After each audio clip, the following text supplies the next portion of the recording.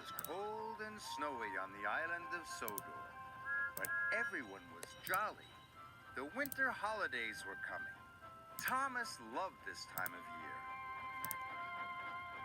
The station masters decorated the stations, and children were making snowmen. But there was one thing Thomas didn't like about winter. There was always lots and lots of snow. It piled up very quickly and blocked the tracks. So Thomas worked hard all day, keeping the lines open. Thanks to Thomas, everything ran on time. All the engines were very pleased. They wanted to thank Thomas for all his hard work. When all the tracks were clear, Thomas was looking forward to seeing his friends. He had missed them.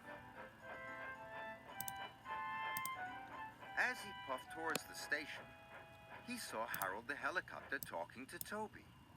They were planning a thank you surprise for Thomas. "Hello," he chuffed. "Remember, Toby," said Harold, "don't tell Thomas about the surprise."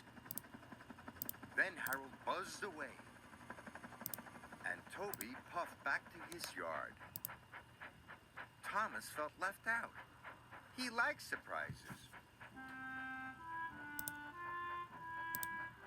That afternoon, Thomas was puffing along the main line. He saw Percy waiting in the station. Percy's trucks were loaded with brightly colored boxes. "Are they part of the surprise?" Thomas asked. Percy was bursting to tell his friend about it, but he raced away so that he wouldn't spoil the surprise. Thomas was cross.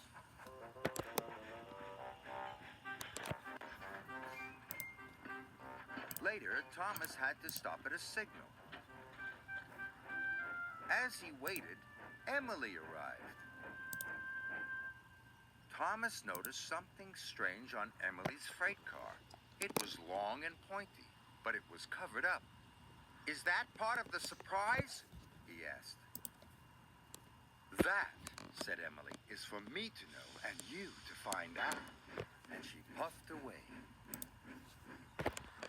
"Bother," wheezed Thomas. "If they won't tell me," Thomas huffed, "I'll find out myself."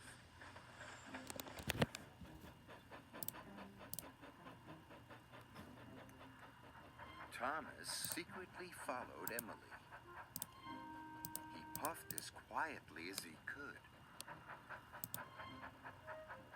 And he didn't follow too closely. Suddenly, Emily turned down one of the branch lines. Thomas raced after her, but just as he got to the branch line, the signalman changed the points. Thomas had to go straight ahead. "Cinders and ashes," cried Thomas. "How will I ever find out what the surprise is?" That evening, the engines were very excited. They were all talking about Thomas's surprise. "I can't wait," chuffed Edward. "He'll love it," puffed Percy. But then, Thomas arrived. "Shh," said James. "Don't tell Thomas," said Henry. Thomas felt more left out than ever. It wasn't fair. Everyone knew what the surprise was except Thomas. "Huh? If they won't tell me, I don't want to know," he huffed.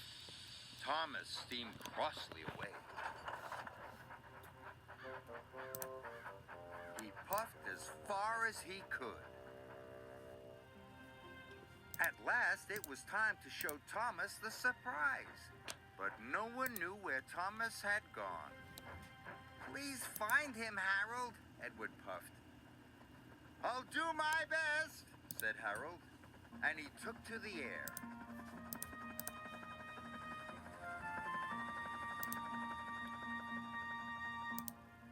Thomas was parked in a siding. He was cold and sad. Why was he the only one not to know what the surprise was? If only they would tell him. Then Thomas heard a noise. It was coming from the sky. It was Harold, the helicopter. There you are, old chap, he called. It's time for you to collect the children and to see the surprise. The children? Puffed Thomas. Yes, said Harold. It's a special thank you for keeping the lines clear of snow. Thomas was delighted. Finally, he was going to find out what the surprise was. So I wasn't being left out, cried Thomas. Of course not, said Harold. The children are waiting for you at Wellsworth Station. Thomas loved pulling carriages full of children, so he raced away. Soon he arrived at Wellsworth Station.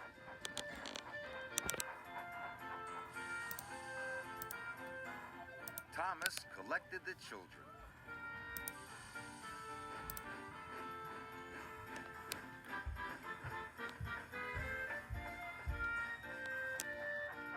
He puffed through the snowy countryside. The children were very excited. They all wanted to know what the surprise was. Thomas turned down the branch line. Soon they arrived at a country village, and there was Thomas's surprise. A huge Christmas tree was standing in the village square. Its lights shone and its baubles twinkled. And at the bottom of the tree were lots of presents. There was even some tinsel for Thomas. It's the best surprise I ever had, Thomas puffed happily.